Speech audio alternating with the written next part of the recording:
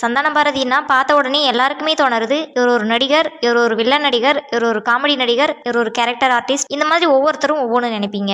ஆனா இவர் ஒரு டைரக்டர் அப்படின்றது சில பேருக்கு தான் தெரியும். இவர் என்னென்ன படம் பண்ணியிருக்காருன்னு தெரியாதவங்களுக்கான வீடியோ தான் இது. இவர் 1981 இருந்து 1985 வரைக்கும் ஒரு 4 வருஷம் மட்டும் டைரக்டர் பி வாசுவும் இவரும் சேர்ந்து தான் ஒரு 5 படங்கள் டைரக்ட் பண்ணியிருக்காங்க. அதுக்கப்புறம் 2 பேரும் படத்தை தனித்தனியாக டைரக்ட் பண்ண ஆரம்பிச்சிட்டாங்க. இவர் டைரக்ட் பண்ண படங்கள் மிகப்பெரிய வெற்றி அடைஞ்ச படங்களும் இருக்கு. அதாவது இந்த படங்கள்லாம் இவரா டைரக்ட் பண்ணாரு அப்படின்னு சொல்ற மாதிரியான படங்களும் இருக்கு. அட இந்த படம் தானா அப்படின்னு சாதாரணமா சொல்ற மாதிரியான படங்களும் இருக்கு. நம்ம இப்ப பி வாசுவும் சந்தான பாரதியும் சேர்ந்து டைரக்ட் பண்ண அந்த 5 படங்களை மட்டும் பார்த்துட்டு அதுக்கப்புறமா சந்தான பாரதி மட்டும் டைரக்ட் பண்ண படங்களை பார்க்கலாம். 1981 பன்னீர் புஷ்பங்கள், அதுக்கப்புறம் அதே வருஷம் மதுமலர், அடுத்தது 1983 மெல்ல பேசுங்கள், அடுத்தது 1984 சாகசமே ஜீவிதம், இந்த படம் தெலுங்கு படம். அதுக்கப்புறம் 1987 நீதியின் நிழல். இந்த 5 படங்கள் மட்டும் இவங்க 2 பேருமே சேர்ந்து டைரக்ட் பண்ணாங்க. இவர் என்ன படம் டைரக்ட் பண்ணியிருக்காருன்னா, இந்த வீடியோ நீங்க முழுசா பார்க்கணும்னா கீழே லிங்க் கொடுத்துருக்கேன், கிளிக் பண்ணி பாருங்க.